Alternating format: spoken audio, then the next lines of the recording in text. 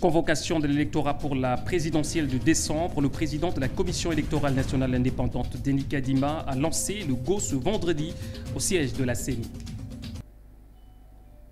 Bienvenue dans le Trésor, mesdames, messieurs. Comme annoncé au sommaire de cette édition, la Commission nationale indépendante a lancé officiellement ce vendredi la convocation de l'électorat pour la présidentielle de décembre. Prenant la parole lors de la cérémonie de lancement, le président Denis Kadima a réaffirmé sa détermination à organiser les scrutins de décembre. On l'écoute sur ce propos recueilli par Gédéon Loputo.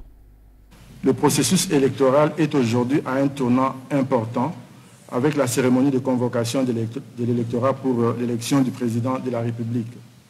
Le grand défi pour la CENI et pour toutes les parties prenantes au processus électoral demeure la tenue des élections dans le délai constitutionnel sur base d'un fichier électoral fiable et des candidatures aux différents scrutins certifiés et sans exclusive.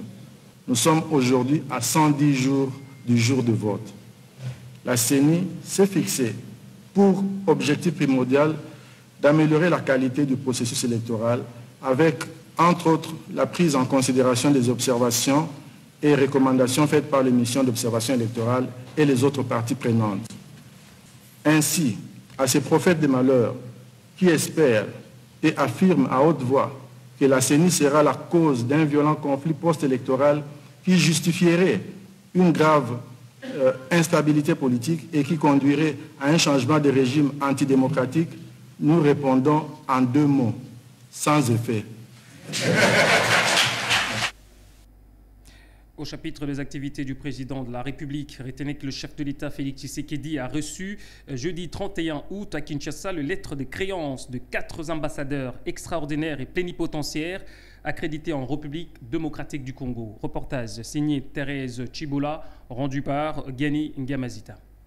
C'était au cours d'une cérémonie organisée à la paillote du palais présidentiel de Mongalema que le chef de l'État avait reçu les 4 nouveaux ambassadeurs accrédités en République démocratique du Congo. Il s'agit de Anwar Ortman Barout Abaroudi des Émirats Arabes Unis, Madame Roxane de Bilderling de la Belgique, Madame Angèle Marianne van de Eijeden Samoura des Pays-Bas et de Messieurs Odd Molster de Norvège. Bien avant leur nomination au poste des ambassadeurs, l'ambassadeur des Émirats Arabes Unis était conseiller du secrétaire général du Conseil supérieur de la sécurité nationale. La Belgique, Roxane de Bilderling, était ambassadrice de Belgique au Japon, ambassadrice des Pays-Bas. Elle était chef de mission adjoint à Tunis. Et enfin, le nouvel ambassadeur du Royaume de Norvège était jusqu'à sa nomination conseiller principal, direction du développement durable au ministère des Affaires étrangères de son pays. Notons par ailleurs que les 4 nouveaux ambassadeurs sont basés à Kinshasa.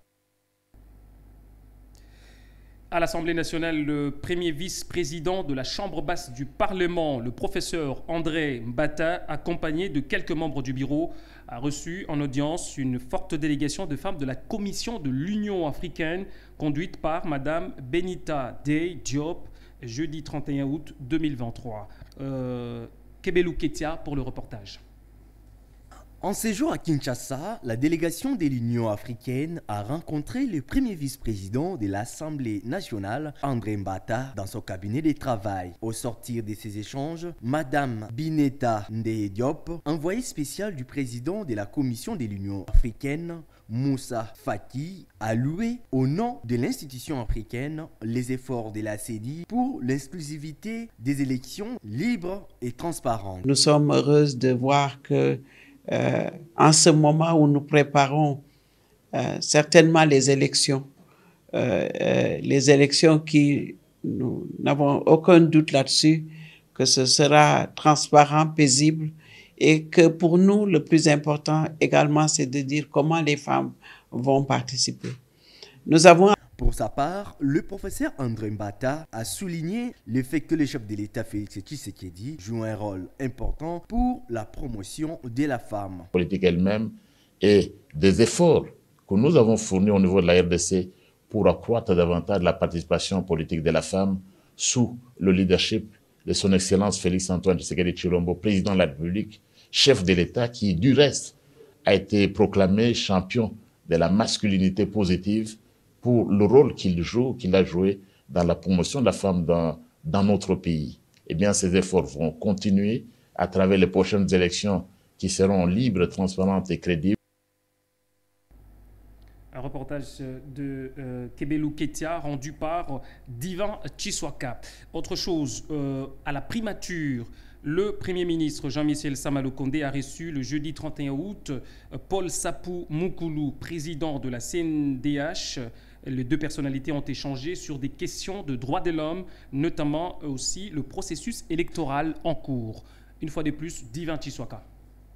Le Premier ministre Jean-Michel Sama-Lukonde a reçu en audience à la primature le président de la Commission nationale des droits de l'homme, CNDH, Paul Sapou Moukoulou. Plusieurs questions liées aux droits de l'homme avec en toile de fond le processus électoral en cours étaient au centre de leurs échanges. Signifié Paul Sapou au sortir de cette audience. Bon, nous avons fait un tour de table en ce qui concerne le contexte sociopolitique de notre pays par rapport aux questions de droits de l'homme. Et nous, la CNDH, nous sommes obligés d'échanger avec d'autres chefs de corps, notamment le Premier ministre de notre gouvernement, sur la situation qui prévaut actuellement.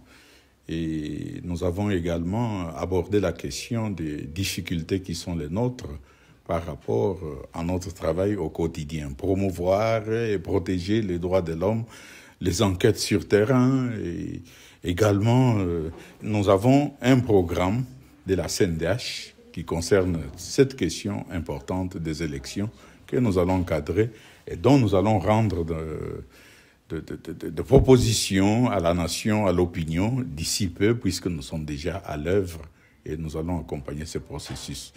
Cela demande que les autres organes auxiliaires à la préparation et à l'organisation des élections avec la CENI se mettent en ordre de bataille dans le bon sens, de sorte que nos élections soient couronnées de succès. Et de son côté, le chef du gouvernement congolais, Jean-Michel Sama-Lukonde Kyenge, a promis d'apporter son soutien à cette institution d'appui à la démocratie. Et puis la coopération bilatérale dans le domaine de sécurité était au centre des échanges entre le vice-premier ministre en charge de la défense nationale Jean-Pierre Bemba et le diplomate italien Alberto Petrangeli. C'est jeudi 31 août 2023. Plus de détails avec Divan Chiswaka. La coopération bilatérale dans le domaine de la sécurité entre la République démocratique du Congo et l'Italie était au centre de l'audience accordée à Alberto Petrangeli, ambassadeur italien accrédité en RDC par le vice-premier ministre, ministre de la Défense nationale et ancien combattant Jean-Pierre Bemba Gombo. C'est jeudi 31 août 2023. Au sortir de cette audience, l'ambassadeur italien est revenu sur la portée de sa visite. Au VPM Défense, on a parlé un peu de la situation sécuritaire, aussi on a parlé des possibilités de réchauffer la coopération bilatérale dans le domaine de la sécurité. Oui, je crois qu'il y a des possibilités là-dessus, on va évaluer ensemble. Il y a de la formation qu'on peut faire, par exemple, des équipements, mais on va voir, on va décider ensemble. En outre, l'ambassadeur italien entrevoit une coopération, notamment dans la formation et l'équipement des FARDC, entendez Forces armées de la République démocratique du Congo. À l'UDPS, désormais, la résolution prise par le parti présidentiel à l'issue de son congrès extraordinaire du 26 août 2023 est opposable à tous et respectée et ne fait l'objet d'aucune quelconque révision ou de quelle que soit la nature. C'est après avoir été régulièrement notarié ce jeudi 31 août au notariat du district de la Tchango. Reportage signé Ganinga Mazita.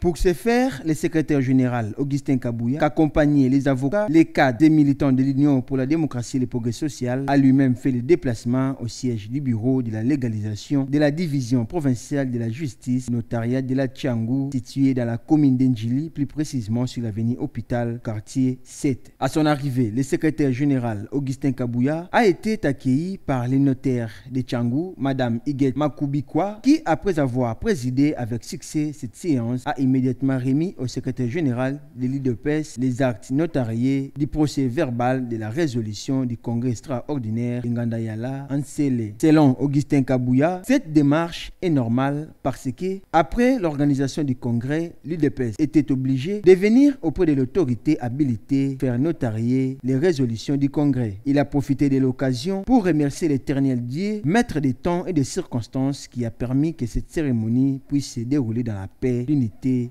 et l'amour. Augustin Kabouya a tenu à remercier aussi Madame les notaires pour l'accueil réservé à sa personne. Le patron de l'administration de l'UDPS a précisé qu'il avait tenu à faire personnellement le déplacement pour se prendre de la manière dont ses bureaux travaillent. Prenant la parole, la notaire s'est montrée très contente de la présence du secrétaire général Augustin Kabouya et surtout du fait que le parti présidentiel ait choisi le district de l'Antchangou pour organiser son congrès extraordinaire. Il s'y est de rappeler que le président Félix Tshisekedi a bénéficié des 3 articles de la résolution issus de ce congrès extraordinaire, à savoir sa reconduction à la tête du parti comme président national, son élévation en qualité de haute autorité de référence du parti et enfin sa désignation comme candidat président de l'UDPS Tshisekedi à la prochaine présidentielle prévue le 20 décembre 2023. Le 4e article de la dite résolution concerne le secrétaire général Augustin Kabouya qui a été reconduit à son poste et a vu son pouvoir être renforcé pour engager les partis vis-à-vis des tiers. À ce titre, il lui a été confié la primaire de convoquer dans les jours à venir un congrès ordinaire pour réviser les statuts et les règlements intérieurs de l'UDPS. Pour finir, en sport, bonne nouvelle pour le supporter congolais. Le stade de Tata Raphaël de la Kétule sera désormais rouvert au public. L'annonce a été faite par Dieudonné Sambi, président du comité de normalisation, qui l'a dit après échange avec le ministre des Sports, François Kaboulou. On l'écoute. Je suis heureux aujourd'hui de vous annoncer que son Excellence a obtenu que le stade soit de nouveau opérationnel et que dès la semaine prochaine, avec la gestionnaire du stade de Tata Raphaël, qui a été mise à disposition de la Linafoot, les championnats vont répondre dans ce cadre-là.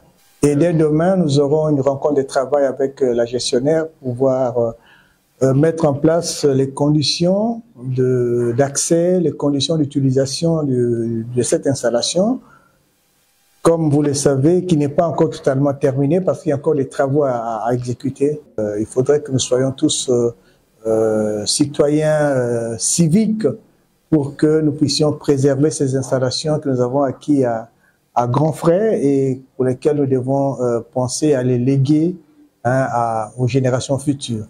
Et c'est à nous de prendre des mesures pour que ces installations restent en bon état. Nous sommes à la veille d'un grand match.